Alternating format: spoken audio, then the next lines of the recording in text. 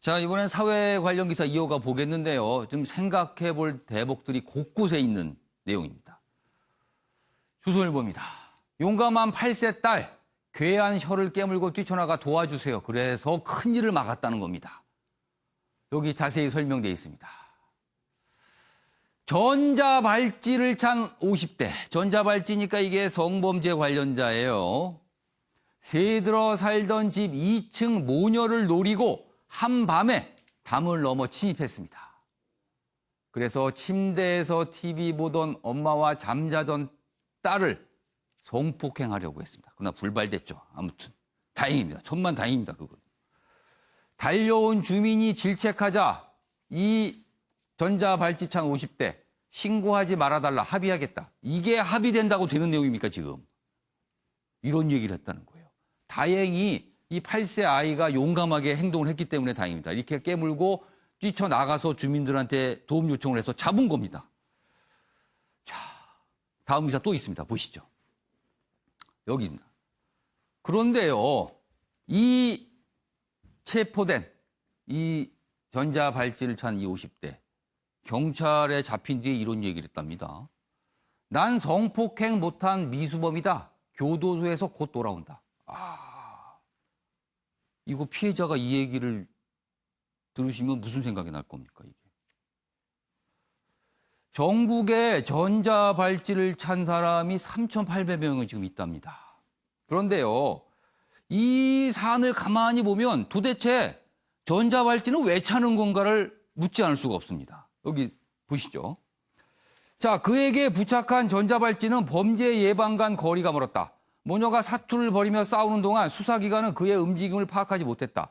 전자발찌 제도가 사실상 무용지물이 된 것이다. 이 문제의 인물 똑같은 얘기했습니다. 난 성폭행 못한 미수범이다. 얼마 안 살고 나올 것이다. 자, 이수희 변호사. 네.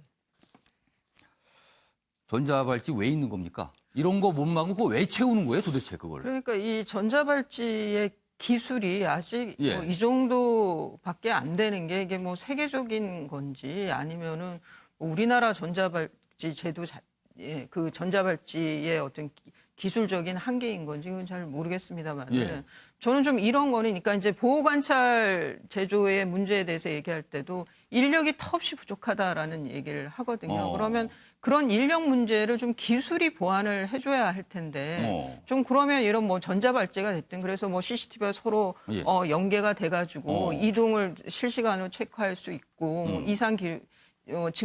어떤 징후가 보일 때 예. 뭐 알림이 나온다든가 뭐 이런 좀 저는 기술적인 개발을 좀 해줬으면 좋겠습니다. 이걸 뭐 인력만 가지고 해결하는 건 좀 한계가 있는 것 같고요. 그런데 또 하나는 예. 이 그 성폭력의 그러니까 이 성폭행의 기질을 갖고 있는 이 범죄자 예. 이게 이제 상습범들인 거죠. 예. 뭐 본인도 본인을 제어하지 못하는 이런 예. 사람들에 대해서 화학적 거세를 정말 필수적으로 해야 되는 거 아닌가. 뭐 저는 정말 여러 가지로 지금 생각을 해보는 거예요. 그리고 이 지금 이 뭐 8세 아이가 있는 예. 그 모녀를 상대로 한 이 성폭행 정말 예. 엽기적이죠. 뭐 상상하기 힘든 이 상황에 사실 기사에는 범행의 모습이 자세히 소개돼 있습니다. 너무나 이거는 굳이 이런 것까지 소개할 필요가 없을 것 같아요. 저희가 그냥 간단하게 이런 일이 있었다고만 알려드리고 예, 정말 저희의 기겁할 논점은 이 전자발찌 이 부분에 지금 초점을 맞추고 있어요. 근데 또 이게 보니까 이 피의자가 예. 또 술을 마신 상태라는 거예요. 아. 지금 이제 뭐 성폭법에서 주치감경은 폐지가 예. 됐습니다. 그렇지만 또 이제 이 그 술 문제 예. 우리 사회에서 이제 범죄가 저질러 특히 성폭력이 저질러질 때 되게 이제 또 술과 관련도 있고 그래서 저는 좀 여러 가지 면에서 이 성폭력을 예방할 수 예. 있는 방안을 좀 관계 전문가들이 좀 논의를 하고 예. 좀 반인권적인 면이 있다 하더라도 예. 저는 과감하게 추진할 필요도 있다고 보입니다. 이쪽 좀 잡아주시죠. 지금 뭐 구속영장이 신청이 됐는데요. 여기 봐주세요. 범인 이 문제의 인물은요. 전과 7범입니다. 근데 그중에 성범죄 전력이 3차례나 있었습니다. 그러니까 이거는 반복된다는 거잖아요. 근데 전자발찌를 차게 되면은요, 신호가 보내지죠? 보호관찰소로 보내집니다. 그리고 누군가 지켜보고 있습니다. 근데 그냥 지켜보는 거예요.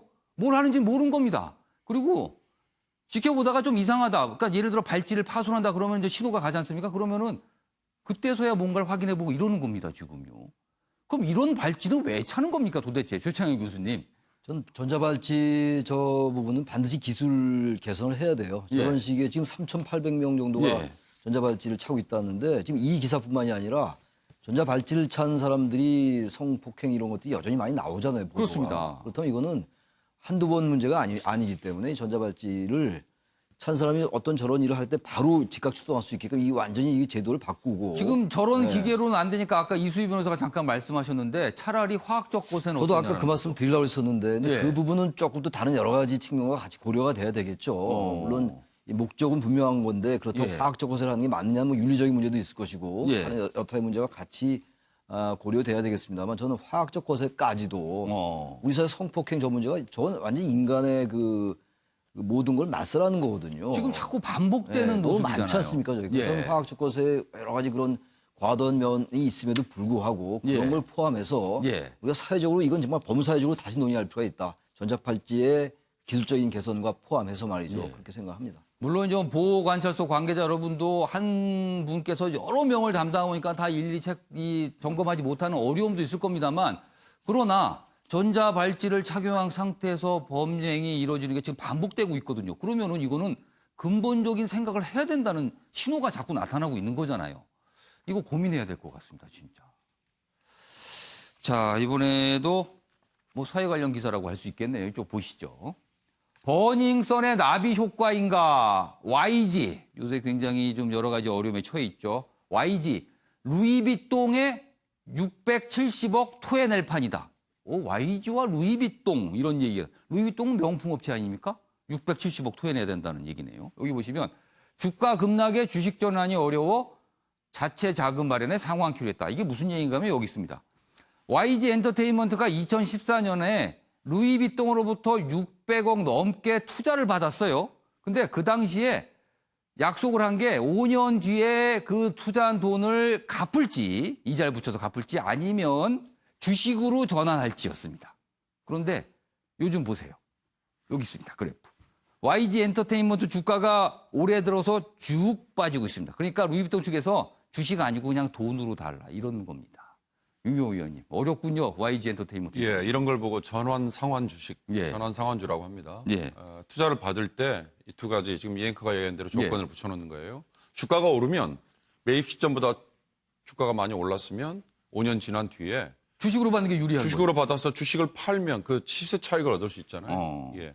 반대로 주가가 떨어지면 연 2% 이자를 붙여서 돈으로 상환을 해준다. 예. 근데 왜 이런 투자를 유치를 하느냐? 예. 연예기획사들이 YG 엔터테인먼트 상장사거든요.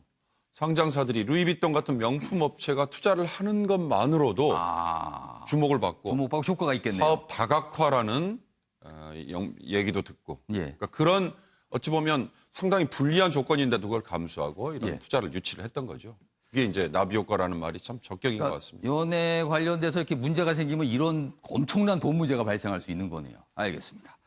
자, 이번엔 사진 속에 담긴 사연을 들어보겠습니다. 김유진 아나운서의 이슈컷 보시죠.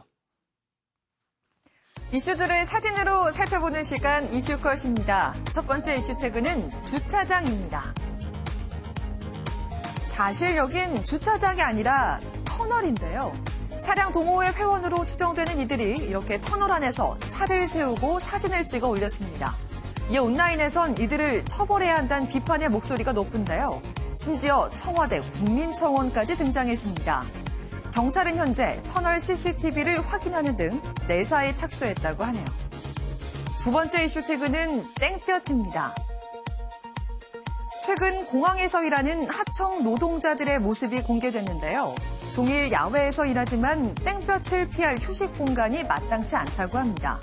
비행기 동체 아래의 작은 그늘에서 요령껏 쉬는 게 전부라고 하는데요. 오늘이 초복이죠. 앞으로 더 심한 더위가 찾아올 텐데 대책 마련이 시급해 보입니다. 마지막 이슈 태그는 하얀 오렌지입니다. 오렌지가 떨어지면 받아서 먹기라도 했을 테지만 이건 우박입니다. 지름이 10cm에 육박하는 우박이 최근 이탈리아를 덮쳤는데요. 이 때문에 18명이 다치기도 했습니다. 이탈리아의 기상이변은 이뿐만이 아니었는데요. 시간당 100mm의 폭우가 쏟아진 곳이 있는가 하면 큰 산불이 발생하기도 했습니다. 현지 전문가들은 대기 흐름이 바뀌며 더운 공기가 유입되기 때문이란 분석을 내놨는데요. 앞으로 이런 극단적 기상이변이 더 잦을 거란 전망도 나왔습니다. 지금까지 김유진의 이슈컷이었습니다. 네. 땡볕은 사람을 가리지 않고 다 땡볕입니다. 피할 수 있는 방법을 좀 마련했으면 좋겠네요. 자, 아침의 매일 경제 오늘은 여기까지입니다. 시청해주신 여러분 고맙습니다.